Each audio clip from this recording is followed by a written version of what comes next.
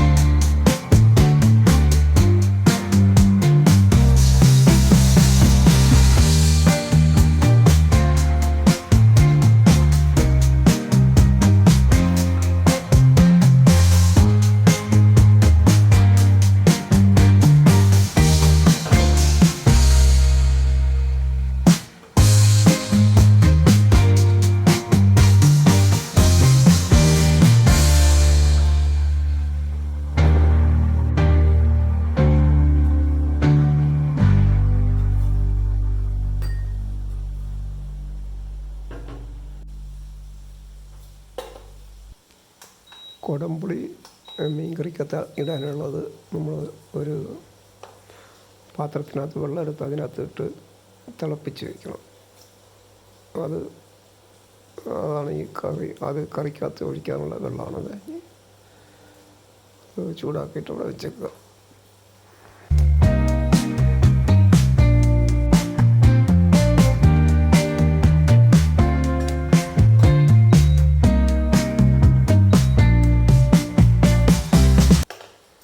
മീൻ വറുക്കാനായിട്ടുള്ള ചീനിച്ചട്ടി സ്റ്റൗവിൻ്റെ മുകളിൽ വെച്ചിട്ട് അതിനകത്ത് ആവശ്യത്തിനുള്ള എണ്ണ ഒഴിക്കണം.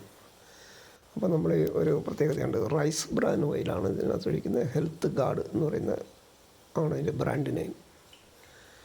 അത് നമ്മൾ എത്ര മീൻ വറുത്താലും പിക്ചറിനകത്ത് കാണിക്കുന്ന ഹെൽത്ത് ഗാർഡ്, അത് നമ്മൾ എത്ര മീൻ വറുത്താലും മിച്ചം ആ എണ്ണ നമുക്ക് മിച്ചം കിട്ടും. അതാണ് അതിൻ്റെ ഒരു പ്രത്യേകത.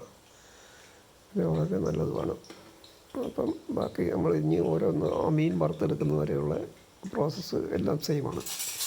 എണ്ണയ്ക്കകത്തിട്ട് മീനെ വറുത്തെടുക്കുക. വറുത്ത് കോരി കഴിയുമ്പോൾ മിച്ചം വരുന്ന എണ്ണ കൊണ്ടാണ് നമ്മൾ മീൻ കറി വയ്ക്കുന്നത്. ഇനി നമുക്ക് മ്യൂസിക് കേൾക്കാം.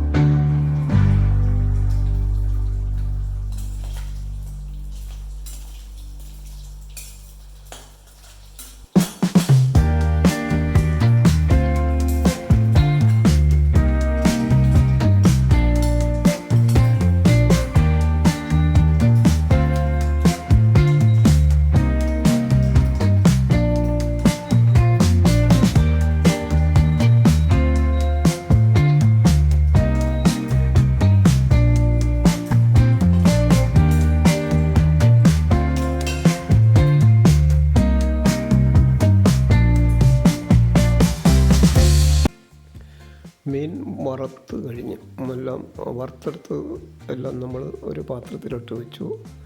ഈ മിച്ചം വന്നിരിക്കുന്നത് നമുക്ക് കറി വെക്കാനായിട്ടാണ്. അപ്പോൾ കറി വയ്ക്കുന്നതിന് വേണ്ടിയിട്ട് ആ മിച്ചം വന്ന എണ്ണയ്ക്കകത്ത് തന്നെയാണ് കറി വയ്ക്കുന്നത്. അതിലേക്ക് നമ്മളൊരു ചട്ടി എടുത്തിട്ട് വരും. അപ്പോൾ നമ്മൾ ഇപ്പോൾ ഇൻഡക്ഷൻ കുക്കറിൽ നിന്ന് മാറി സ്റ്റൗവിലേക്ക് വന്നു.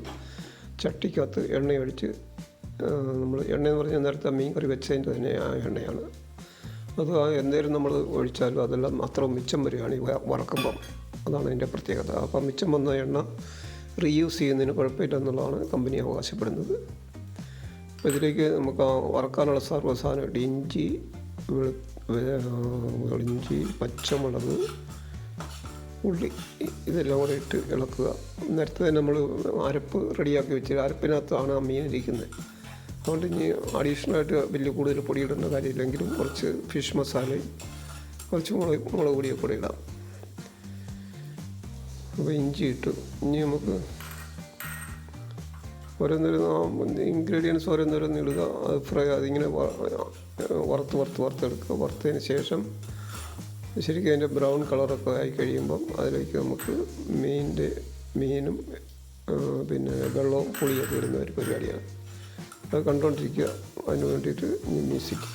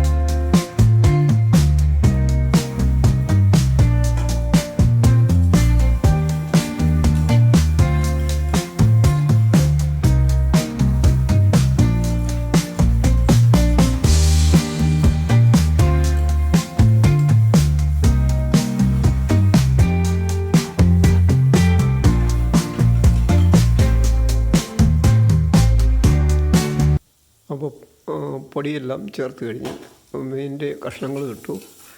അത് ശരിക്കും അതിൻ്റെ പച്ച ചുവ മാറുന്ന വരെ ചൂടാക്കി നമ്മൾ പുളിവെള്ളം ഒഴിച്ചു.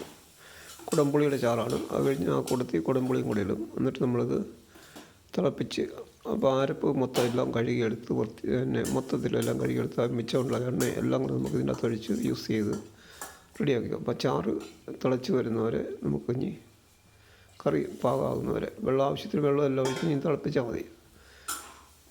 അതുവരെ നമുക്കിനി മ്യൂസിക് കേൾക്കാം.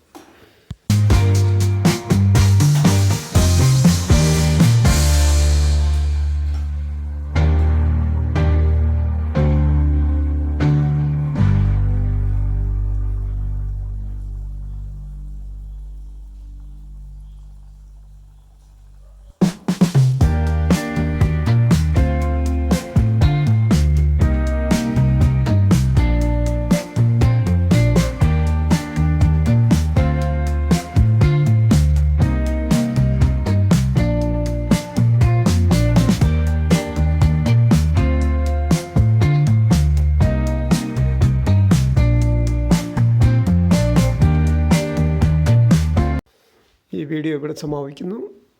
കറിയും റെഡിയായി, ഫ്രൈയും റെഡിയായി. അതാണ് മീൻ കറി ആൻഡ് മീൻ ഫ്രൈ എന്ന് പറയുന്നത്. ഈ വീഡിയോ കണ്ടതിന് നന്ദി പറയുന്നു.